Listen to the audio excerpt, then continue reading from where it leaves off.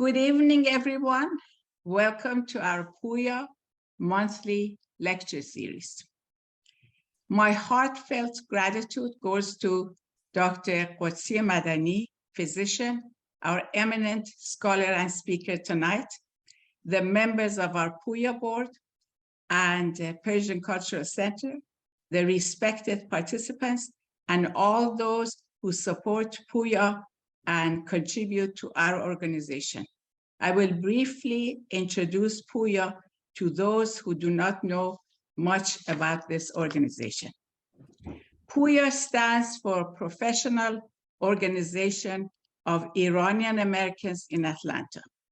POOIA is a non-religious, non-political, non-profit organization which is an affiliate of Persian Cultural Center or Kanun Farhangi Iranian Atlanta.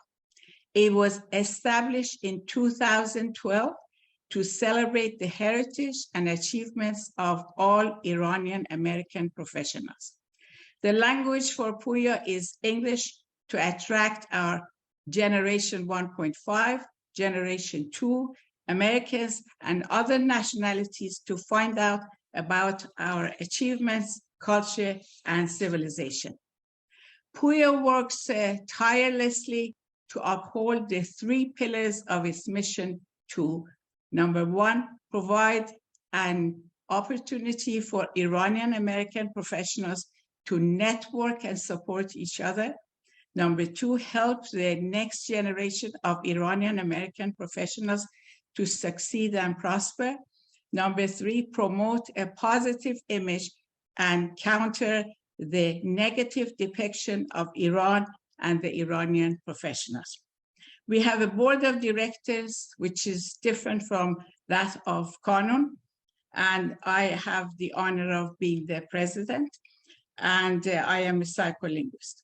And the other honorable members are Dr. Arabnia, a professor and computer scientist, Dr. Shahriyar Haidari, assistant to the provost of Piedmont University, Dr. Abdi Madarsi, computer specialist, a PhD, Dr. Hamid Garmstani, professor of Georgia Tech, PhD, Dr. Sam Asil, professor emeritus, nuclear physics, PhD, Mr. Mohsen Mostajabi, civil engineer, Mr. Wahid Samimi, electrical engineer, Mr. Nima Azad, construction management engineer, and Ms. Sanaz Musavi, artist, entrepreneur, and literature major.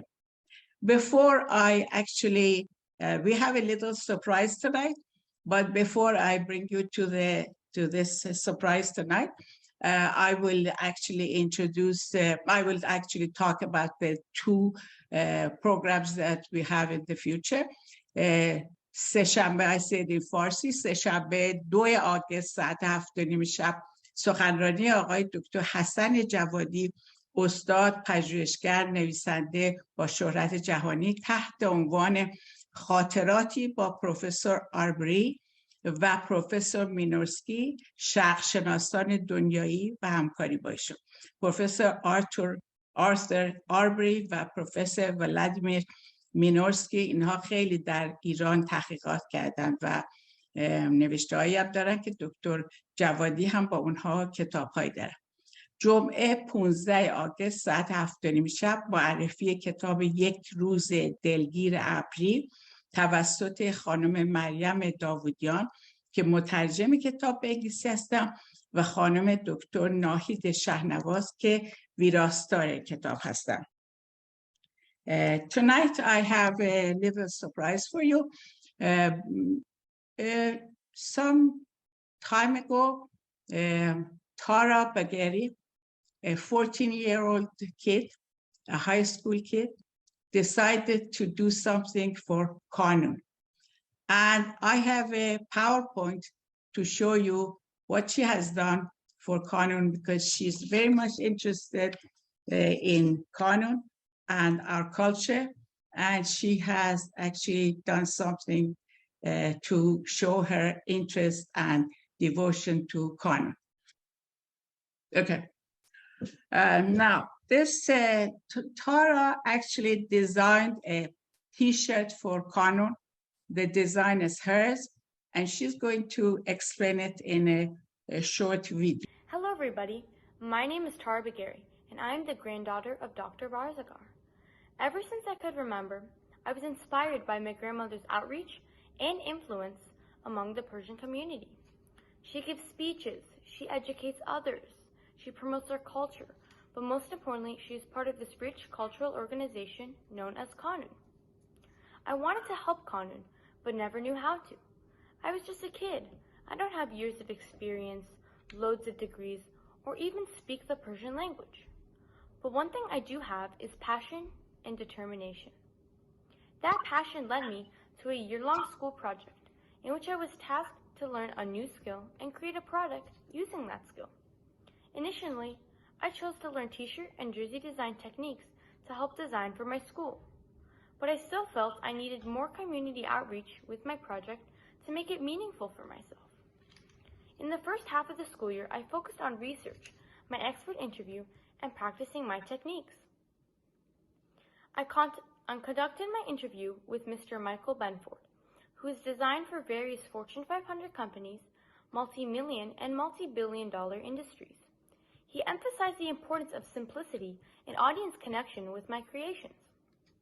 After my interview with this design legend, I was filled with newfound energy to complete this project. During the second half of my project, I was still looking for more community outreach when it hit me. I wanted to design for Kanun. I went to the drawing board for weeks, attempting to channel my new skill to craft the perfect design. Once I narrowed my ideas down to a few options, I contacted Dr. Haidari and presented my idea. I described to him my vision of designing Kanun merchandise, printing them, and raising money through selling them to our supportive community. I was extremely grateful to receive an opportunity and went right back to work. After more months of refinement, I progressed to the ready-to-print stage. Shortly after, the t-shirts were printed and are currently ready to sell. In total, I wanted to address this community not only to promote Kanun's new merchandise, but also to show that it doesn't matter what expertise, age, experience, degrees, or any other factors that may make you believe that you can't help Kanun. As long as you have passion, you can achieve your goals and make a difference in your community. Thank you for your time. If anybody has any questions about the selling process or any of the sizes or anything regarding the t-shirts, please ask your questions to Dr. Haidari through email, and if he may be unavailable, you can always contact Dr. Barzagar for more information. I would like to also give a special thank you to our sponsors, Persian Basket, Rumi's, Gyro Chef Mediterranean, Parties Newspaper, and State Farm. Thank you so much.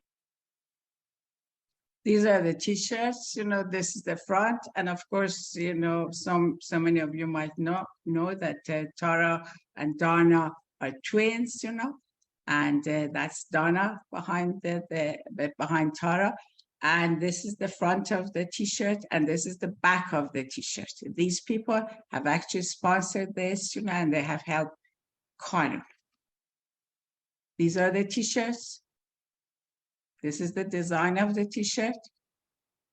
And if you want to purchase the t-shirts, you can contact Dr. Haidari. I asked him for his permission.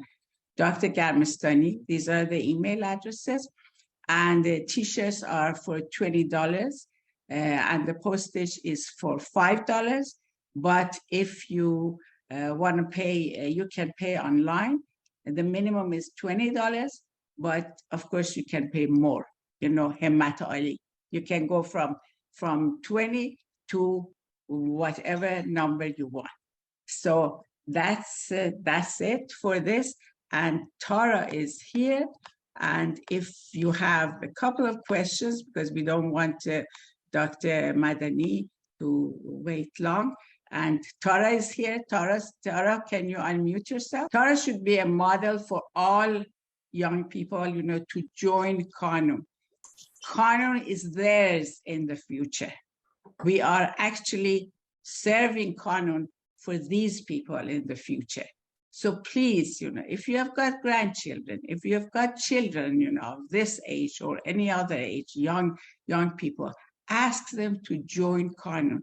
We are speaking English for them only, and we want them to join us, be part of us. Tara, you have something to say, my dear? I think I pretty much covered everything in the video, but if anyone has any questions, I'm ready to answer at this time. But if you don't have any questions, I just want to thank everyone for listening to the video, and thank you for your time. I really appreciate it. I don't have a question, but yes, I really want to express my gratitude to you, Tara. You were wonderful. Thank you so much for all your efforts. Thank you for giving me an opportunity. Hard work, and it's really rewarding to see such a wonderful young lady take such initiative and help such a big Opportunity. Thank you. Thank you so much. And Tara, I have one question before you leave us. And how did you get hold of this Mr. Benford, who is $1 million man, It was really a long process. I obviously did extensive research. I went on his website. I looked at some of his work. I watched videos, things about him. I did an extensive background check on him. And then I emailed him, proving to him that I knew a lot about him, trying to show a lot of the expertise that I knew about him. And, basically just kind of saying that I'm a young designer that's really eager to learn, and I would really appreciate it if you can have like a short interview with me.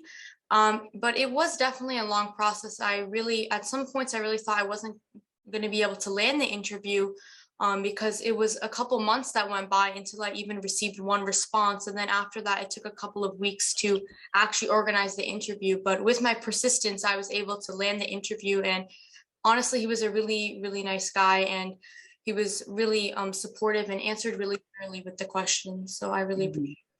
What has he already designed?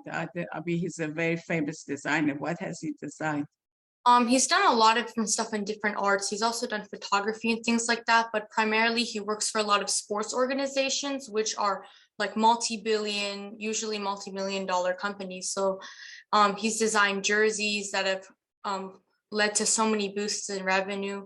The most popular one he did was for the Falcons recently, that had a 1.6 million, I believe, a revenue boost in just, I believe it was like a month. So I really wanted his perspective on the selling process as well and things like that. So that's also a reason I contacted him, because that's something he had that not a lot of other designers also had to back up with the design.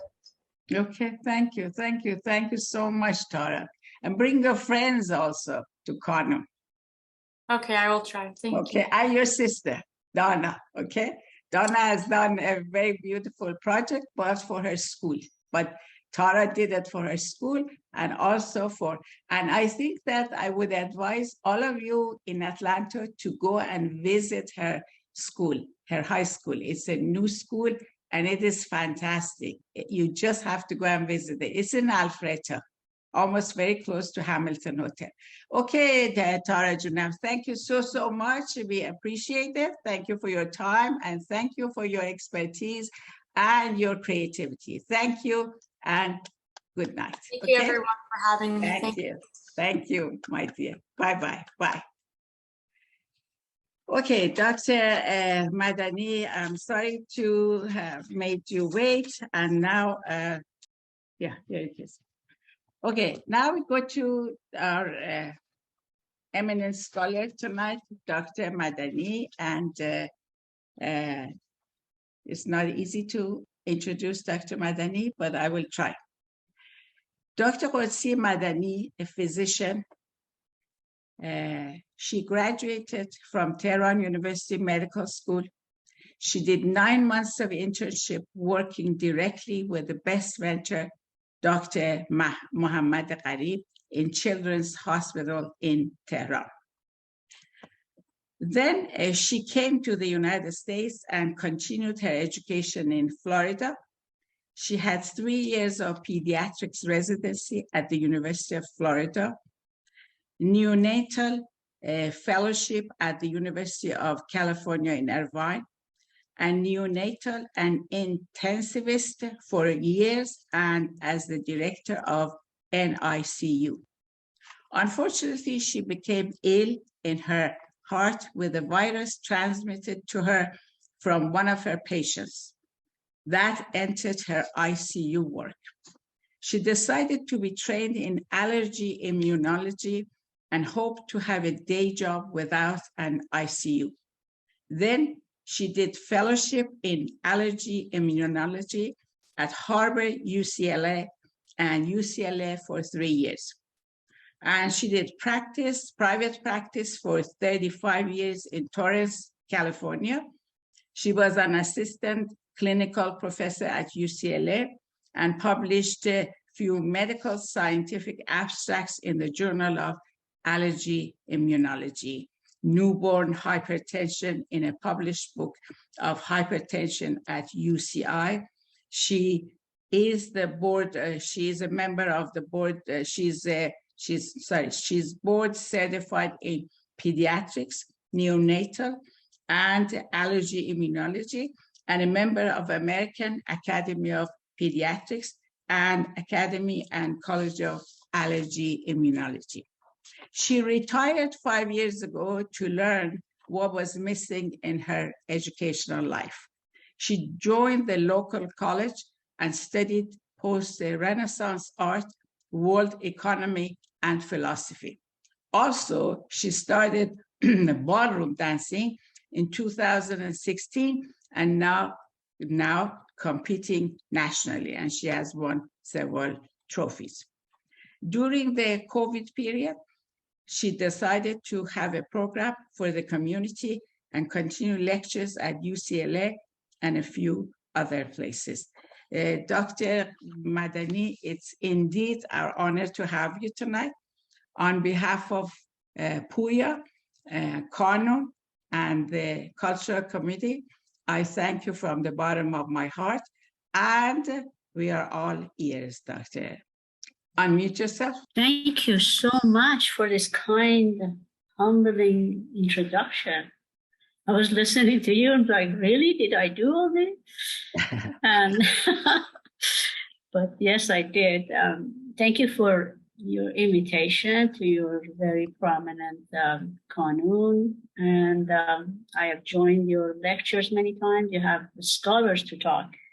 And I'm really humbled to be one of your speakers today. And thank you for everyone to be here and joining us.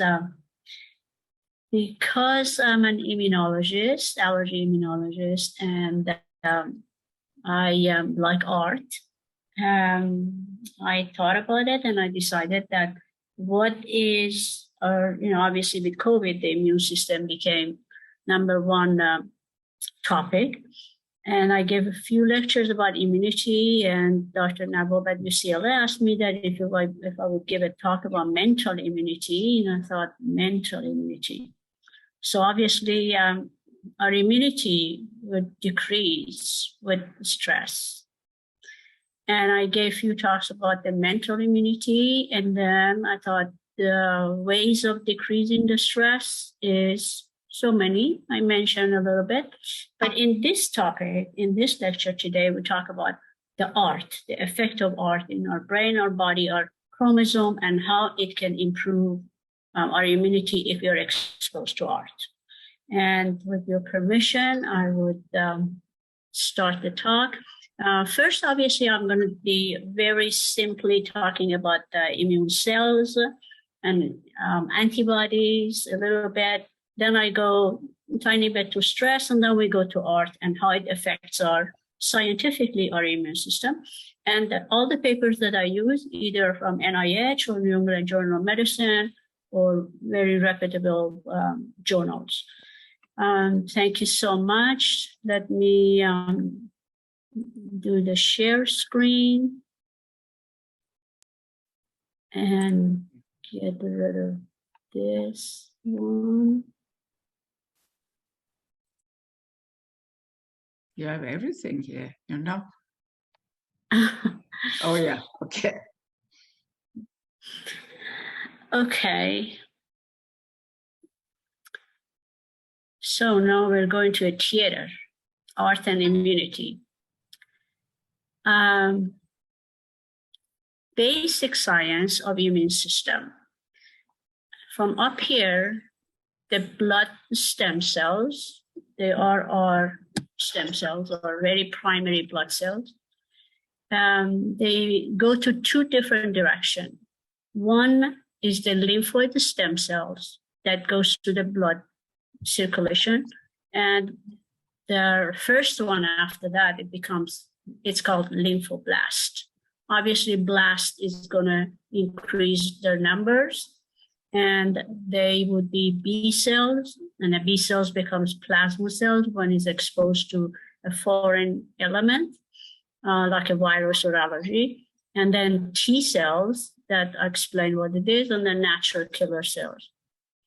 The other part goes, the myeloid stem cells goes to bone marrow. And here they would produce the red blood cells that, the red blood cells, platelet, it's in aggravation of the clotting of the blood, and myeloblast, they're the white cells that they help them fight the infection and allergy. And the cells that they're involved and they produce the antibody against, let's say, cat allergen would be called eosinophil. And neutrophils are the one that the white cells, when they increase, they are fighting with the bacterial infection. And basophil and monocytes are the one that when they are increased, we're fighting with viral infection.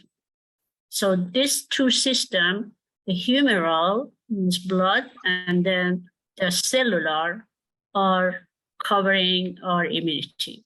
This is plasma cells, the B cells that produces the antibody that in Farsi we call it padzah, becomes plasma cell. And this is the B cell, and the function are involved in the process of the humoral immunity, which produces the antibody.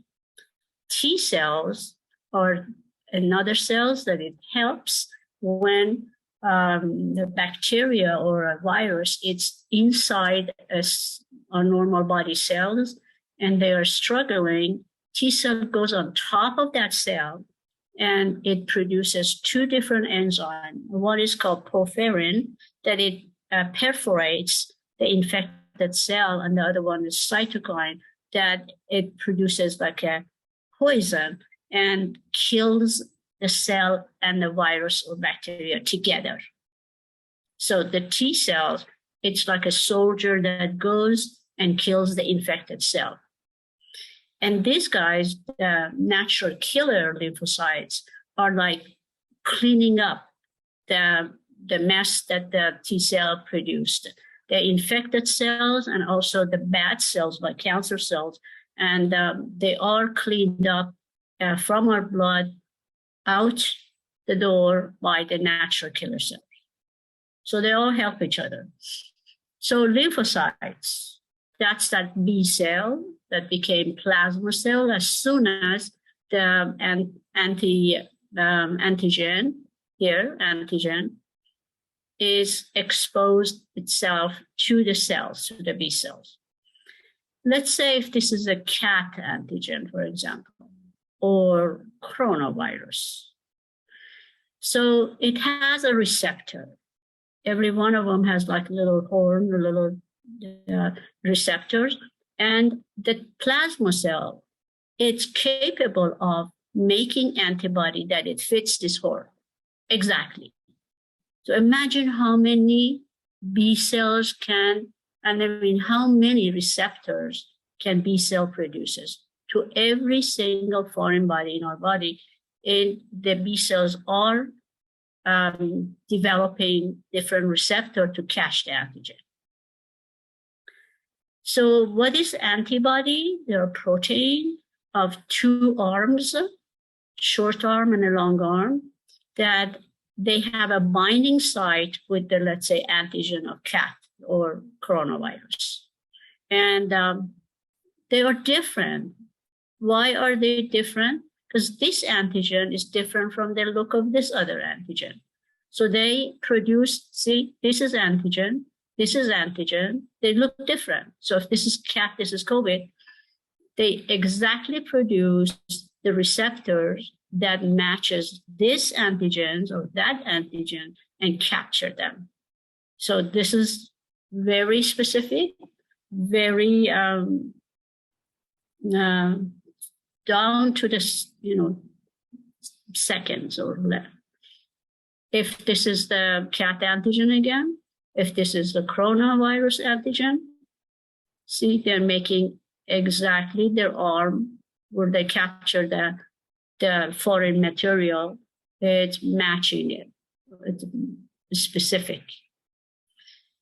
This antibody and antigen. Definition of mental immunity. So now, because of what we are talking about, is what's the mental immunity?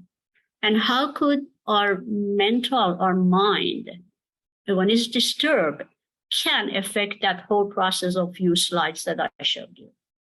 How the stress or mental status can damage the, making the antibody. What's the mental immunity? The mental immunity is the foundation of emotional resilience. We have, if we can, it's not easy, but if we can be that way. Mental immunity is being able to resist or deny negative thoughts. It's almost like Buddha. It's being able to observe them without acting on them, or automatically believing they represent reality. I mean, I have to catch myself several times a day that, this is my take from this matter. It's not the case. So we need to catch ourselves and say, and get away from the negative thought. Mental immunity, according to Dr. Frankel, is when there is between the stimuli and our response, there's a space. Let's say if someone says something that it really should upset me, I can respond quickly and slash back. Or wait, in that space, between the stimuli and the response, my response, there's a space. In that space is our power to choose our response. So hopefully I have the power to choose in that space to stay calm. In our response lies our growth and our freedom. A person who can handle that without getting upset with a matter, it grows, it's a mental growth, and it's our freedom. We don't tangle ourselves with others. That's Dr. Frankel, that most of you, I'm sure, know. Definition of stress. What is stress? Stress is a condition or feeling experienced when an individual receives that demands exceed. And when someone asks me more than I can do, I'm stressed out. That someone could be anybody, including ourselves. The accessible personal or social resources. So it can happen every minute. Stress is uncomfortable gap between how we would like the situation to be and how it is. If, let's say, their airplane is not going to fly on time these days because of COVID, that's that situation. I don't like that situation, but that's how it is. So basically, it's acceptance. When we're stressed out, it increases adrenaline, cortisol, releases, leading to rapid pulse rate, breathing, and high blood pressure. Adrenaline, it's stress hormone, increases the heart rate and blood pressure. Cortisol is also stress hormone that increases the blood sugar. When we increase the blood sugar, not only we get diabetes, it also increases the inflammation everywhere. clinical studies on stress, according to American Academy of Family Physicians, 85% of all physical illnesses are stress-related. That's a big number. The study conducted by Metropolitan Life Insurance Company showed that an average of 1 million workers are absent on any given day due to stress disorders. When we're stressed, we feel the stress, it goes to our, let's say, central brain area, central nervous system, and it stimulates the hypothalamus and the pituitary gland. The pituitary gland controls all the other glands that produces hormone in our body. Right there, it increases the cortisol-releasing hormone. That comes back here, becomes a different name, and it's cortisol-releasing hormone, active cortisol, adrenaline-releasing hormone, and it goes to adrenal gland, which are above the kidney, and there it increases the cortisol. So stress from outside tells the brain, I'm stressed out. The pituitary gland and hypothalamus, they tell the adrenal gland, it's, I'm not happy, then automatically cortisol level goes up, the hormone. Acute stress, fight or flight. Acute stress is not actually that bad. It increases the adrenaline releases, leading to rapid pulse rate, breathing, and it increases the blood pressure. It's when, let's say, a dog is chasing me, and that's an acute stress. In that case, all these matters make me to run faster, get away. So we're fight or flight. That's what they call it, fight or flight. But chronic stress is the problem. Chronic stress weakens the T cell response. We saw that how important is the T cell. It kills the cell or cells that is infected. So it weakens the T cell, lowers the number of lymphocytes. When lymphocytes are the one they make antibody. So it lowers that. Two major things: increases the cortisol level, another major, increases inflammation and C-reactive protein, which is part of the protein that goes up when we want to check in the blood to see if it's inflammation is not or not. It rewires the brain, less activity in handling the higher tasks. If I'm stressed out, I'm not going to drive as well as if I'm not, or any other task for that matter. Increases the chance of Alzheimer and aging. I was looking at President Zelensky just a couple of nights ago. They were showing his face. He looks so much different from 6 months ago.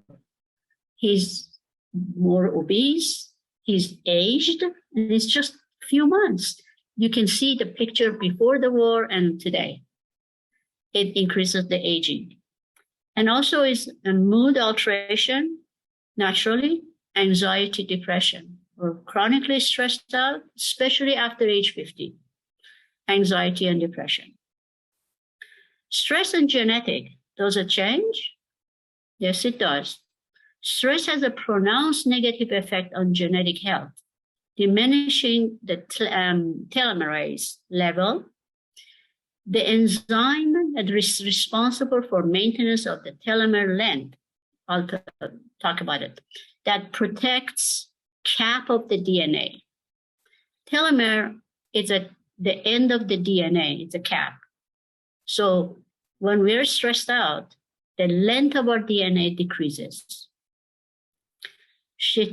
Shorter telomerase are associated with inflammation, accelerated aging, and Alzheimer's disease. If this is a cell, and in the nucleus, in the center that there is a haste, that nucleus, we have our chromosomes. And here it's called telomere. When we're stressed out, the enzyme, telomerase enzyme, increases and it damages this part that makes it shorter. Now, by age, naturally, the telomerase of Tara, it's different from me because she's young. And gradually by age, the end of our chromosome shortens.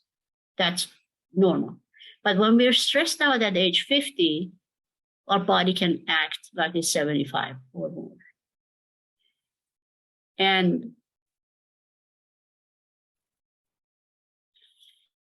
telomere is a component of DNA that ends the molecule that ends the strand of DNA. Mitotic clock, the chromosome shortens with age, physical and emotional, stress mediating by inflammatory and stress hormone. And the enzyme prevents shortening of the telomere. So if we're not stressed out chronically, our chromosomes are normal, looking healthier. When we're with the mindfulness, increases the telomerase activity.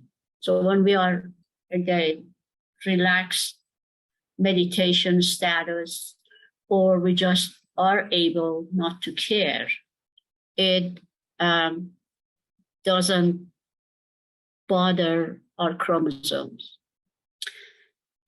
This one, it's from a book by Dr. Roy Wangtama. He's a young doctor at UCLA, and he is a nuclear medicine for cancer patients. His parents are from Thailand, and he grew up with their mom and dad that they are cancer doctors in Buffalo, New York. They wanted him to be a doctor. That's the way it is. He had no choice. And he wanted to be an actor. They said, no, you become a doctor first and you do whatever you want to do. Then he was stressed out, but he went to Princeton. Anyway, 5 years ago, he wrote this book. It's called Healing Before Curing. The book is very interesting, Healing Before Curing.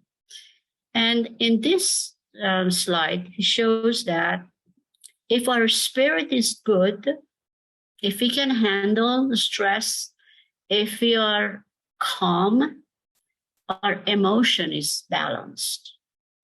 And if our emotion is balanced, our mental issues are balanced. If our mental issues are not balanced, our physical issues start. Or if our mental issue is balanced, our physics are balanced too. I'm sure you all have heard or experienced that, like most of the GI symptoms, like acid reflux, ulcer, ulcerative colitis, Crohn's disease, or anything with the guts has to do with brain. Our guts is our second brain because they also have cells that it produces the serotonin and all the good, healthy hormones that keeps our brain and our cells together. When the guts are in trouble, we know that the brain is in trouble. That's a symptom, actually. So what happened to him? He finished his medical school. He decided to come to UCLA, and he interviewed at cancer floor. And he says he wants to be a cancer doctor because his parents were. And they said, why are you coming to UCLA from Princeton or back east? And he said, because it's close to Hollywood. And I really want to be able to become an actor and a physician. And he did. And he played in few, like a second role in few big productions of Hollywood movies. And he's good at both of them. He's became very Buddhist, apparently very calm. I've heard it from his patients that when he takes care of a cancer patient, those cancer patients do a lot better when he's dealing with them than other physicians, because he knows how to take care of the patient as a whole, not just look at the like most, unfortunately, physicians these days, that they have no other choice but looking at the computer and then saying, oh, in 2 minutes you have to be out of the room. It's a very beautiful book. It's called Healing Before Cure. So you heal by yourself, and you're cured, hopefully, by doctors, surgeon, and nurses, physical therapy. Two different things. What is the spirituality? Again, I took it from his book. It's being enlightened.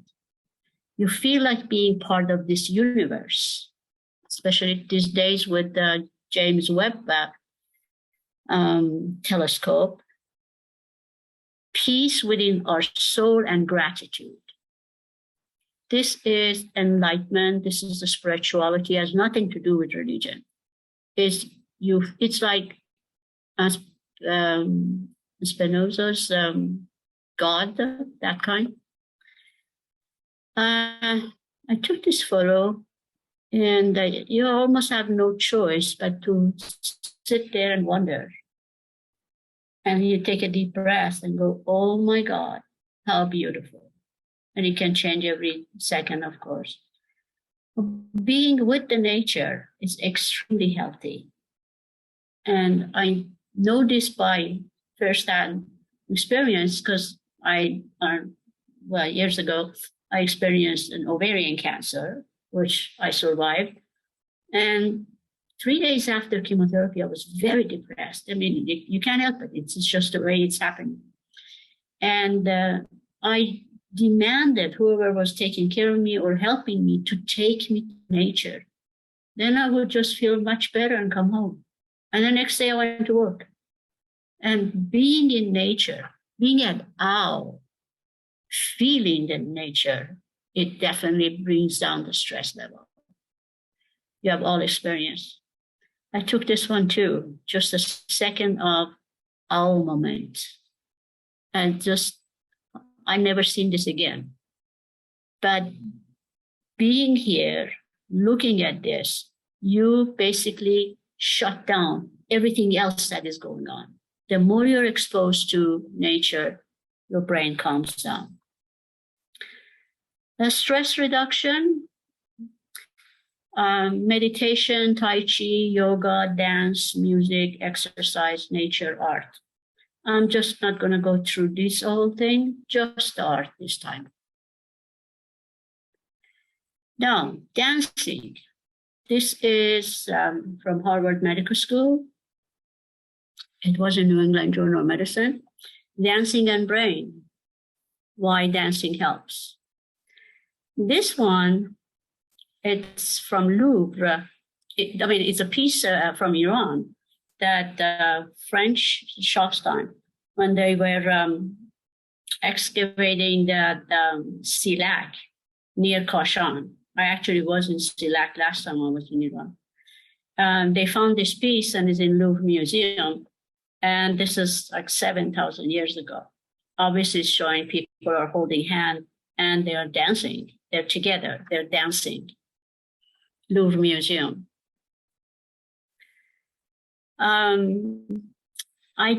When we dance, I don't just dance. I perform.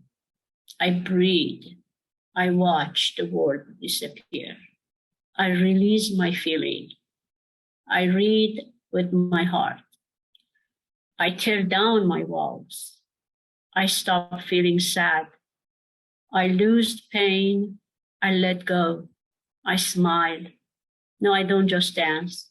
I do much more. I'm sure you have felt that way. If you haven't, pay attention this time. Or when you feel like this music is beautiful, just get up and dance. Just do that in the morning by yourself or wherever, whenever, wherever. Dance. They're freestyle. You can just move the way your body tells you to move because your body tells you how to move. But it's a freestyle. And in the freestyle dancing, the transient movement of expression performed by human body moving in space. You feel like flying almost. Ballroom dancing is different. It's purposely selected and controlled rhythmic. That's different. That's hard work. But when you get good at it, then you really feel free. Why is dance so powerful? Dance is one of the most powerful artistic medium in either engaged in or witness. We like to watch people dancing, don't we? All physical movement is emotionally expressed. That's why we call it body language. The key element of what makes dance so impactful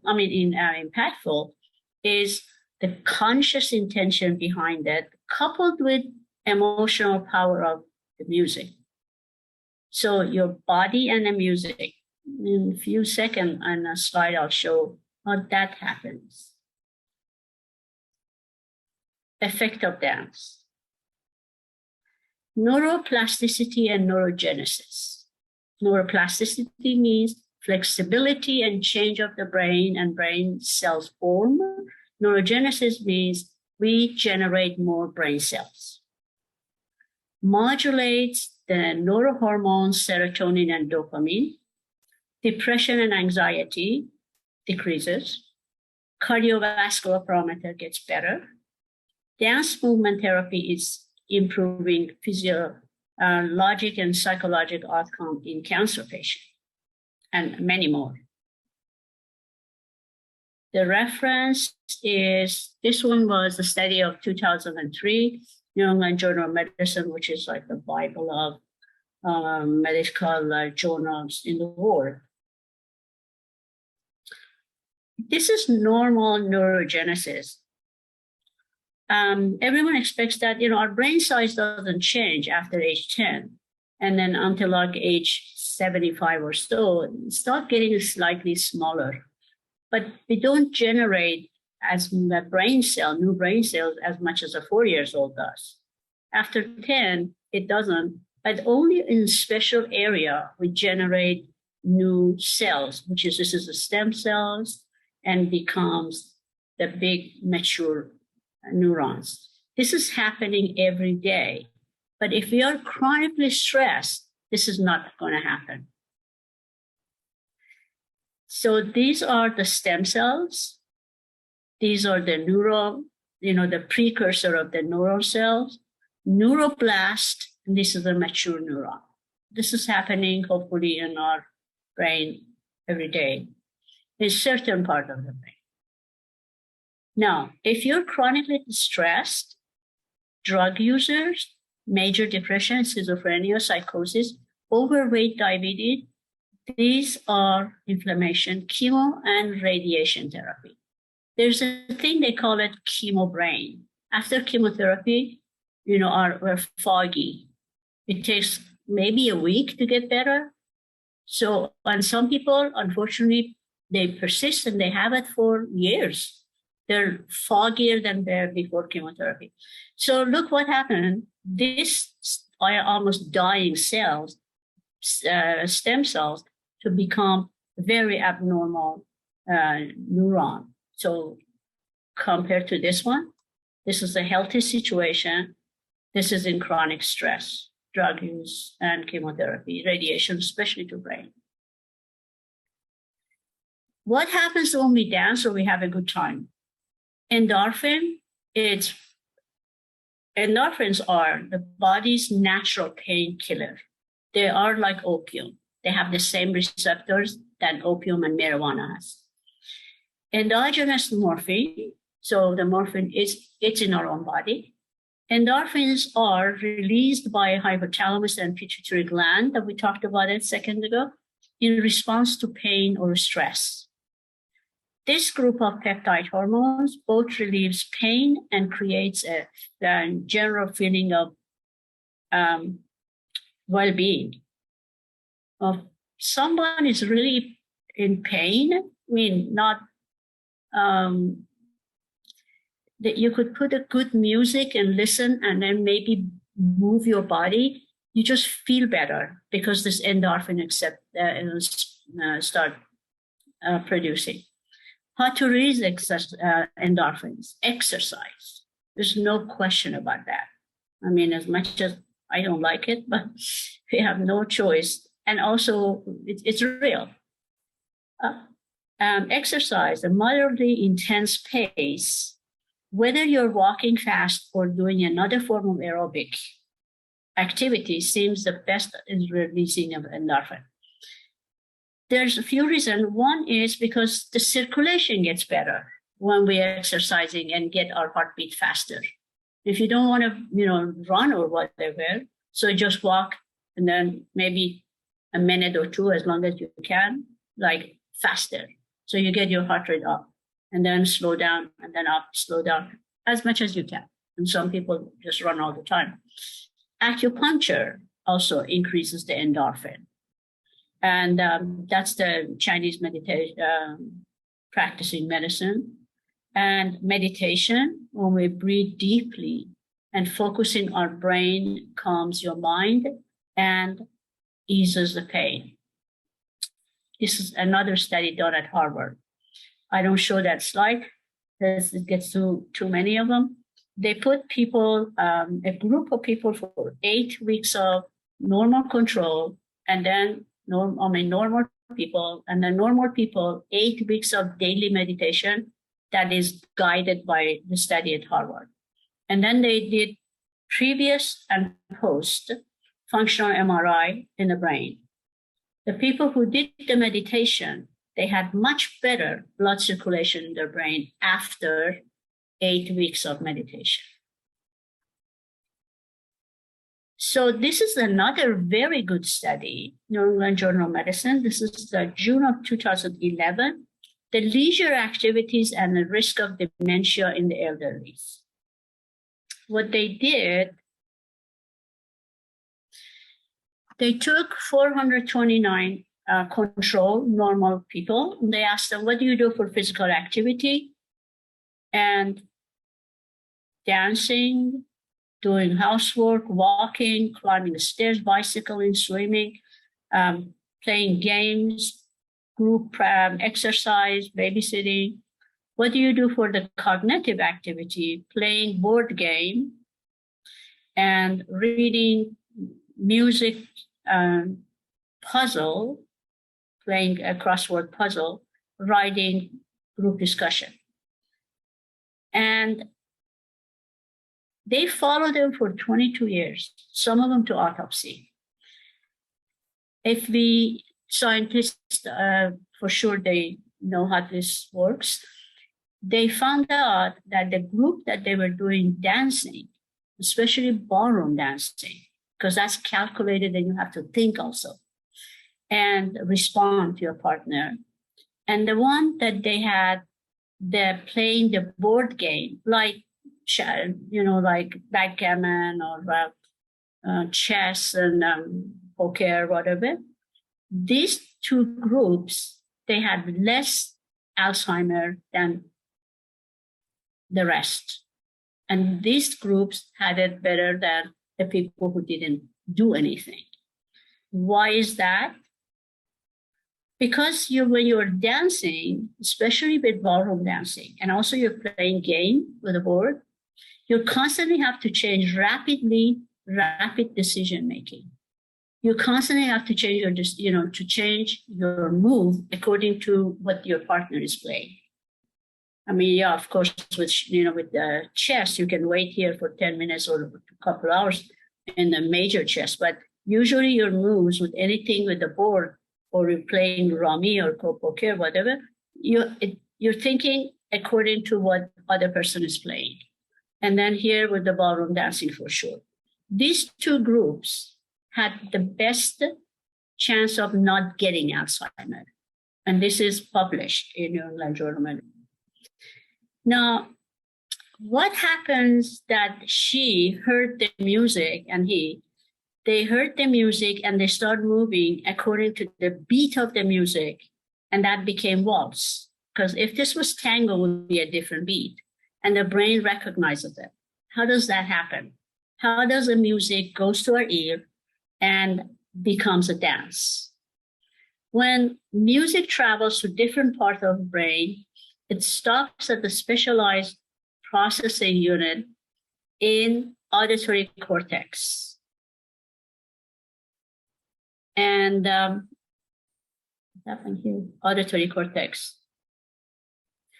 So the sound comes through the ear, and then it changes to becomes an electric pulses, and it carries it through the nerve, and then comes here to this part of the brain, which is auditory cortex, which for the hearing.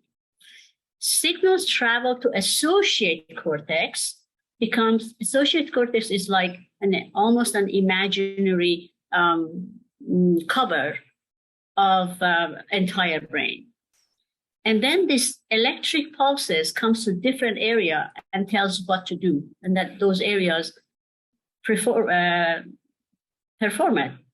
So here, in hearing music, the motor cortex here, this area, causes tapping your feet, snapping your finger, clapping, handing, or you get up and dance.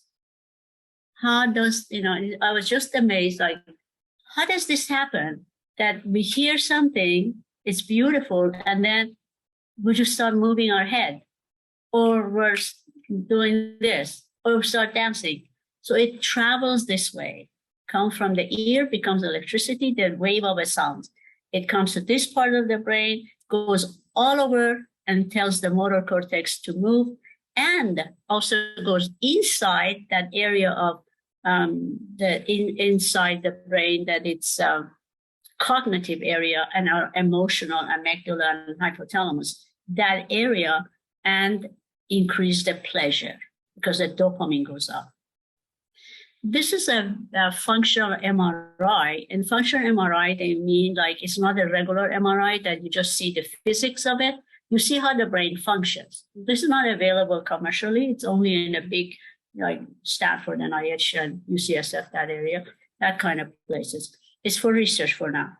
It tells you that, with the different activity, which part of the brain gets better blood or more, and what happened. This is done by a famous doctor in UC, he was in NIH and now he's in UC San Francisco, Dr. Charles Lynn, that his specialty is inner ear, so hearing. And then he's an accomplished jazz musician, trumpet. And he was interested to see what happens. So this is a kid that is 10 or 11 years old, and he's blind, and he doesn't see. And so this is his visual cortex area, tiny bit. That's where his hearing is. And then he put him in the functional MRI machine, and they play that kid's favorite music. Suddenly the brain starts increasing, the blood increases the circulation, and even his visual cortex lights up. That's why some musicians are blind or deaf or whatever, and but they can still play and they understand because different part of the brain gets active. And this is really a beautiful work by Dr. Lim. And the benefit of music therapy, developmental and learning disabilities, Alzheimer's disease, and other aging-related conditions, substance abuse problems, brain injury, physical disability, acute and chronic pain, including mothers in labor. In every operating room, labor room, in every operating room, anesthesiologists are in charge of picking up good music to increase the relaxation and bring up a better mood for them. And so it proves that this Mr. Bennett didn't know next day when Anderson Cooper interviewed him that the concert last night was perfect. And he said, which concert? He didn't remember that last night he performed for a couple hours. But as soon as they played the piano, when he heard the tune, the first couple key, and then he starts singing because the song in his hardware, in the memory, in hypothalamus is already there, and it came back, and he continued, and he had almost 2 hours. And The other, the visual art, the art washes away the dust of everyday life from the soul and brain, Pablo Picasso. Visual art and brain improves the gray matter, which is our thinking area, effective intraregional connectivity in sensory and motor cortex. It connects our senses and our movement activities. Resilience scores, meaning preventing and tributing intervening of aging. Physiologic resilience in adulthood. Our moment, wonder, and beauty promotes healing and sense of fulfillment. Why do we all go to museums? I mean, I always went to museum, but I liked it, but I didn't know what I must see. But I liked it. I would still go. After I retired, I decided, okay, enough is enough. Go to, local college. And I went for 4 years, 4 different courses of appreciation of post-Renaissance art, and understand that now I can recognize when I go to a museum, this is Monet, this is that guy, this is this lady, that's that, and I can understand the style, because it's like I needed a glass. When you feel the painting, that's what they are staring at Mona Lisa for hours, people. I was always wondering, what is this? I go there just to be part of the group, or do I like it? But I did like it, but I didn't know what I was looking at and what I was appreciating. So going to a museum and looking at this, she's staring there. Right now, her brain is completely shut down from outside, and that's all she's focusing on. That's why going to museum, it helps our mind to relax. Oh, and this is my favorite place. And Apollo and Daphne by Lorenzo Bernini, 1700 century. And this one is in Galleria Borghese in Rome. I took this picture a few years ago, and I was lucky enough that first week of June this year, I was in Rome again, and made sure that I get the ticket before I go, because it's very popular, and with all the American tourists in Italy, it was crazy. It was so crowded. So I did go there again. This is Mr. Bernini took this beautiful 2 people out of this, and the story is very interesting, out of a big rock of Carrara marble. How did he do that? Genius. I hope you liked it. Thank you. This is my presentation. I just thought about that. I'm an immunologist, and stress and art, how it can work. And the last 2 senses, we should be exposing ourselves to music, dance, art, to live better, to feel better, and increases our immune system. Thank you for an invitation. Thank you for attention. I hope you liked it. Mm-hmm. Beautiful. thank you so much. Thank you. I mean, I just loved it, and I'm sure everybody liked it, Thank you.